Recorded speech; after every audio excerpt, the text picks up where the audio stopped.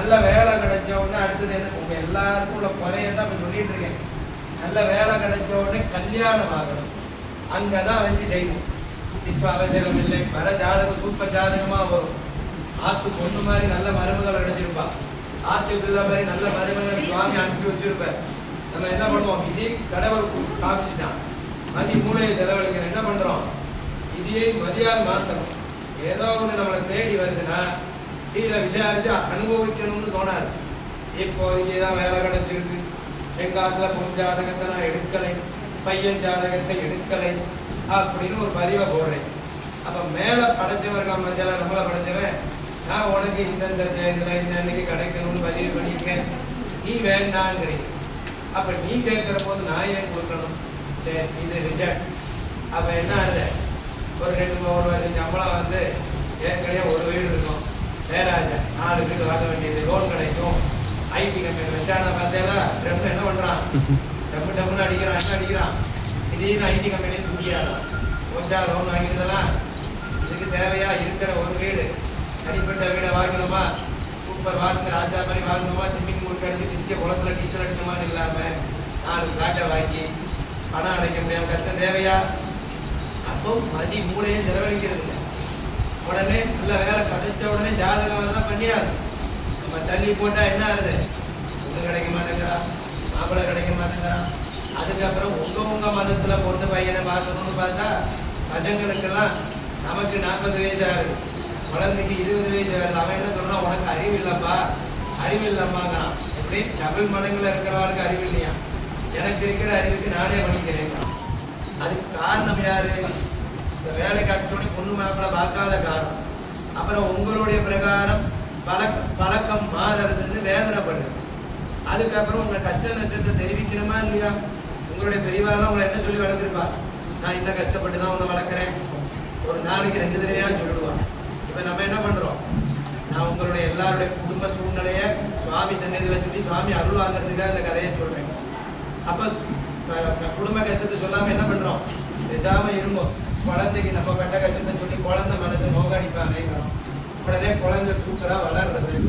சரி, என்னையும் என் பொண்டாட்டியும் கடைசி வரை வச்சு காப்பாத்துறவாளுக்கு தான் நான் சேர்த்த சொத்துன்னு சொல்றேனா? அதுவும் இல்லை. என் குழந்தை சௌக்கியமா இருக்கணும்.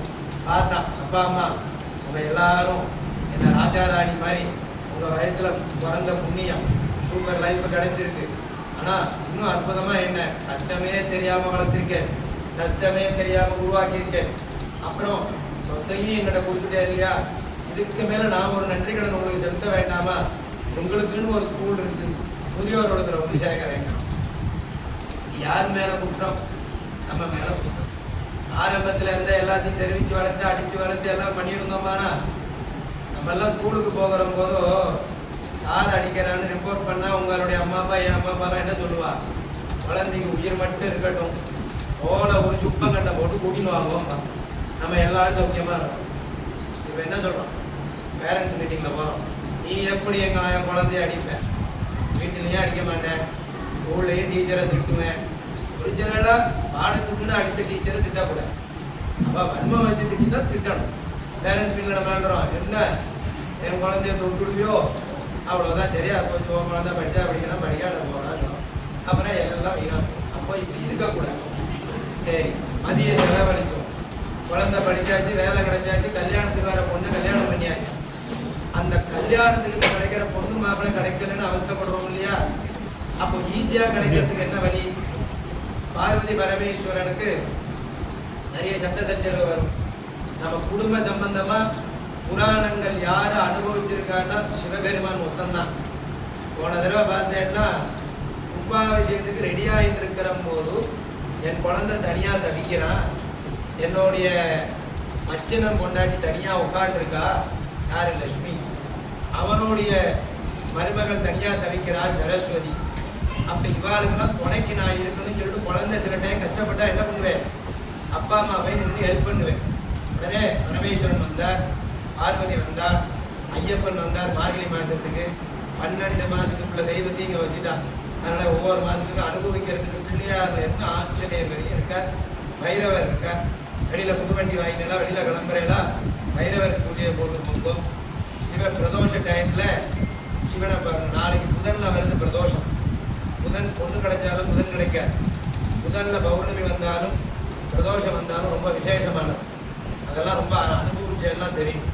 அப்படிப்பட்ட புதன்ல வர சிவபெருமான், பிரதோஷத்துல வர செவ்வாவளியில அம்மன் வர. சுவாமி பேர் பாருங்க, மாங்கல்யேஸ்வரர்.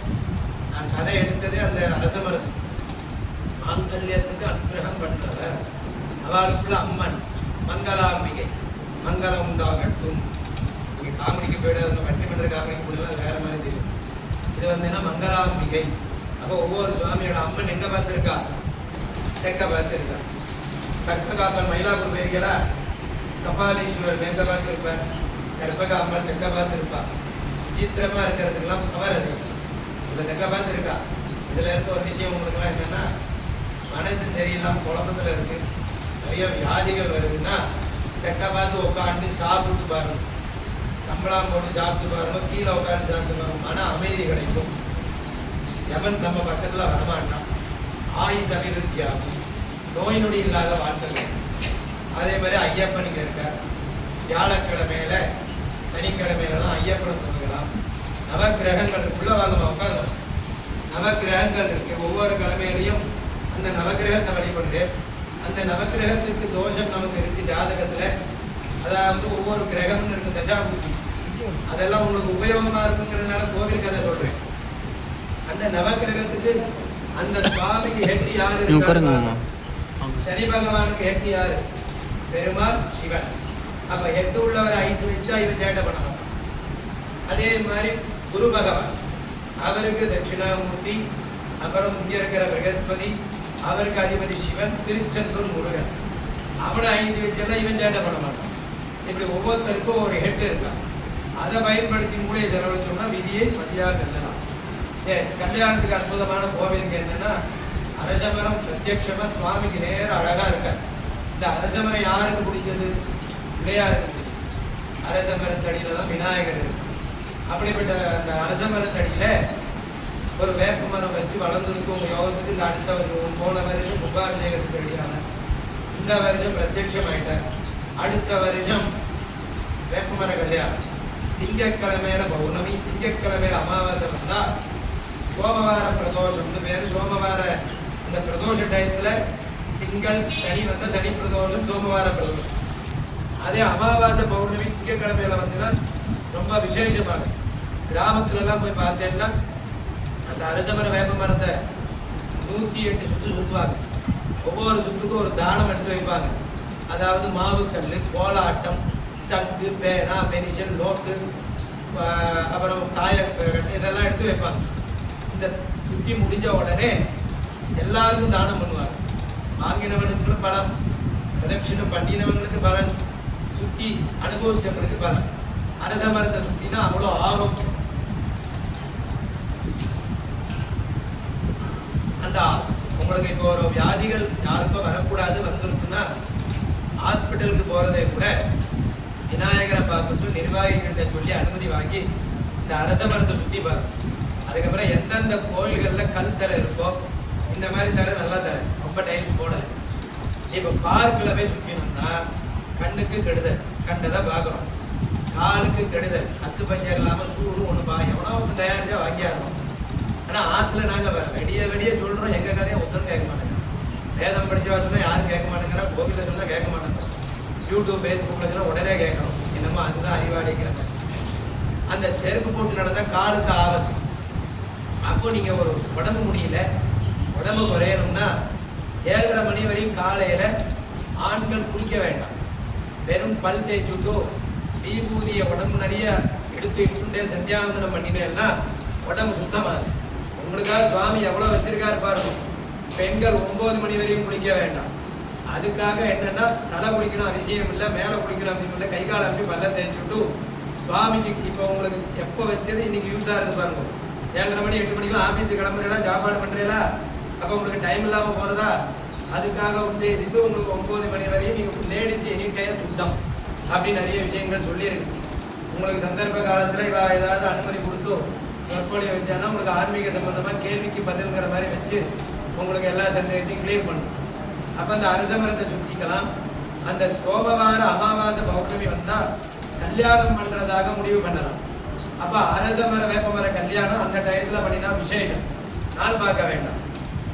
அப்ப பண்ணும்போது இப்போ பெண் சம்பந்தமான ட்ரெஸ், புடவை, மாங்கல்யம், ஷரடு இதெல்லாம் வலைகள்லாம் யார் வாங்கிட்டு வராலோ பார்வதிக்கு சொந்தக்காரால் ஆயாரம். ஆண் வேஷ்டி, விபூதி அவருக்குள்ள பொருள் வாங்கிட்டு வந்தா சிவனுக்கு சொந்தமாயாரம். அப்ப அந்த திருக்கல்யாணத்தை பண்ணும்போது யாரெல்லாம் பயன்படுத்திட்டோமோ சிவன் சொந்தக்காரன், பார்வதி சொந்தக்காரன் முன்னாடி அவன் கை வைப்பானா, அகோரிகள் கை வைப்பாரா, வேண்டாத விஷயங்கள்லாம் நம்ம பக்கம் வருமா, அண்டார்.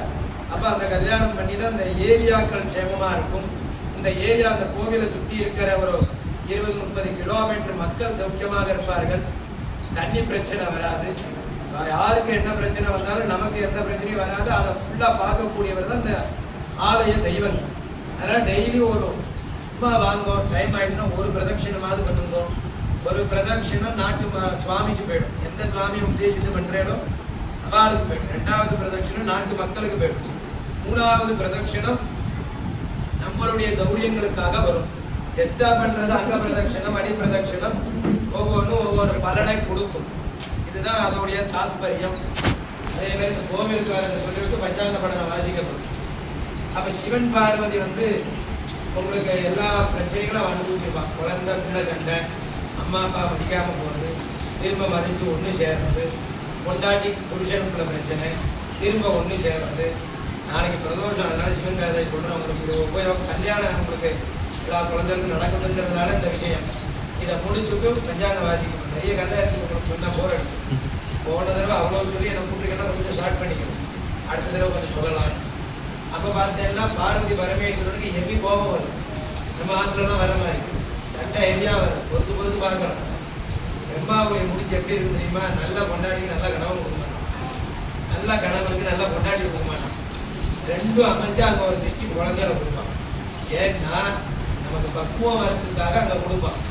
இப்போ இந்த ரொம்ப நல்லவனா இருக்கிறவன் அந்த அனுபவி அந்த கோபத்தை அடக்கிக்க. இங்கே குழந்தைகிட்ட எப்படி புரிய வைக்காது. புரிய வரும்போது ஞானம் வரணும். இப்போ உள்ள பசங்களுக்கு 20 வயசு கோயிலுக்கு போறதில்லை, சுவாமின்னா தெரியறதில்லை, ஞானம்னா தெரியறதில்லை. ஆனால் 21வது வயசுல ஞானம் வருது. சுவாமின்னா எப்படி இருக்குன்னு கேட்கறான். கல்யாணம் ஆனதாங்க கொண்டாடி புருஷன் ஆனவனே தெய்வம் எங்க இருக்குன்னு தேடுறான். ஏன்னா அப்பதான் அவனுடைய ஒரிஜினல் தெரியாது. அப்ப சுவாமி பார்வதி ரொம்ப கோவப்படுறா. பொறுத்து பார்க்குற, இனிமே உனக்கும் எனக்கும் வாழ்க்கை இல்லை, நீ பிரிஞ்சு போ. நல்ல கதையை கவனிக்கணும். ஒரு கல்யாணத்துக்குள்ள கதை சொல்றேன். குழந்தை கல்யாணம் ஆக நிறைய தவிக்கிறேன். அதனால முதல்ல பிரிஞ்சாடுறா. பிரிஞ்சுக்கு அப்புறம் தான் பெரிய ஆபத்துகள் வரும். அப்ப பார்வதி உணர்றா, நம்ம பண்ணது மிகப்பெரிய தவறு பண்ணிட்டோமே. ஆண்களுக்கு சில டிஸ்டர்பன்ஸ் தான், ஆனால் சில பிரச்சனைகள் வராது. பெண்களுக்கு ரொம்ப பிரச்சனை வரும், சில இதுதான் பாதுகாப்பு. இப்படி ரொம்ப தப்பு பண்ணிட்டோமே. அப்போ பரமேஸ்வரன் போய் கேட்குறான். கோர்ட்டில் போனால் என்ன சொல்கிறா? 1 வருஷம் டைம் கொடுக்குறான். அப்போ அதே மாதிரி 1 வருஷம் சுவாமி இப்போ போய் கேட்குற, சுவாமி மாட்டேங்கிற. அப்புறம் ரொம்ப பேசும்போது மனசு இறங்குறது. கதையை ஷார்ட்டில் சொல்கிறேன். மனசில் இறங்குற போது இந்த 1 வருஷம் நான் உன்னை பார்க்குறேன், நீ எப்படி என்னை மனசு குளிர வைக்கிறையோ நீ நானும் சேர்ந்து வாழலாம்ங்கிறான். உடனே அப்படியே ஆகட்டும் சொல்லிட்டு, இதுதான் ரொம்ப கவனிக்க வேண்டிய விஷயம். பார்வதி தேவி சுயம்பரா பார்வதி ஹோமம்னு கேள்விப்பட்டிருக்கீங்களா? கல்யாணம் ஆகாதவர்களுக்கு அதை பண்ண சொல்லுவான். அதுக்கு தான் இந்த கதை வந்தது. அப்போ பார்வதி ஸ்வயம்னா யாரு? எனக்கு மட்டும். சுயநலமா இருக்கான்னு சொல்றோமே, அவளுக்கு மட்டும்தானே சுவாமி கூட சேரணும். அப்ப ஸ்வயமா என்ன பண்ணினா பார்வதி தேவி ஜபம் இருந்தா. ஸ்வயம்பரா பார்வதி ஜபம். அந்த ஜபம் பண்றா. சுவாமி மனசு இறங்குறது. உடனே சுவாமி ஓகேங்கிற கல்யாணம் ஆகுது. அப்போ இந்த கல்யாணம் ஆறுது சுயம்பரா பார்வதினால ஆனதுனால அந்த ஜபம் பண்ணி ஹோமம் பண்ணி ஒரு 4-5 பேரை வச்சு மினிமம் 10 பேர் கல்யாணம் தள்ளி போறதுன்னா ரொம்ப ஸ்ரத்தையா முல்லைப்பூ ஒரிஜினல் இடையில டூப்ளிகேட் வர பூலாம் வாங்க. யாருக்கு கல்யாணம் ஆகணுமோ அந்த குழந்தையோட அப்பா அம்மா சங்கல்பம் பண்ணிட்டு கல்யாணம் ஆகக்கூடிய குழந்தைய வச்சு 108 1008 அர்ச்சனை இருக்கு. அந்த சிவன் சம்பந்தமா பார்வதி சம்பந்தமா வர அர்ச்சனையை பண்ணி நல்ல மந்திரம் தெரிஞ்ச வாத்தியார்களை வச்சு பண்ணிட்டேன்னா 1 மாதம் கூட ஆகாது. ஜாதகத்தில் உள்ள கெட்டதெல்லாம் போக்கி நல்ல விதமான பொண்ணு நல்ல விதமான பையன் சூப்பராக அமைவான். முடிஞ்ச அம்பானி வீடு சொந்தக்காரனா கூட ஆகிடுவோம். உண்மையாக இருக்கு, நம்ம நம்ப மாட்டோம். ஆன்மீகத்தை எதுவுமே நம்ப மாட்டோம். நம்புற மாதிரி இருக்கும், சந்தேகமே நம்புவோம். சரி, அதனால அந்த சுயம்பரா பார்வதி ஹோமம் அதே மாதிரி அங்கே அரசமரம் வச்சு கோவில் அற்புதமான கோவில் அனுபவிக்கும். டெய்லி வாங்குவோம். நீங்கள் வர வர சுவாமி சந்தோஷப்படுவோம். இப்போ உங்கள் ஆத்துக்கு ஒரு 4 பேர் தெரிஞ்சவா பழக்கப்பட்ட சொந்தக்காரா வந்தால் என்ன பண்ணுவோம்? ஆத்துல வரா சூப்பராக வரா ஒரு சந்தோஷம் இருக்கு இல்லையா? சுவாமியை சந்தோஷமாக வச்சேன்னா இருக்கிற ஏரியாவில் நீங்கள் சந்தோஷமாக இருக்கலாம். குழந்தை சொன்ன பேச்சை கேட்கணுமா? சுவாமியை கேட்கணும். சூப்பராக புத்தியை கொடுப்பேன், நல்ல புத்தியை கொடுப்பேன். குழந்தையெல்லாம் இருக்கிற உங்களுக்கு சொல்லிட்டு பஞ்சாங்கத்துக்கு போகிறேன். தமிழ் தெரியுமா?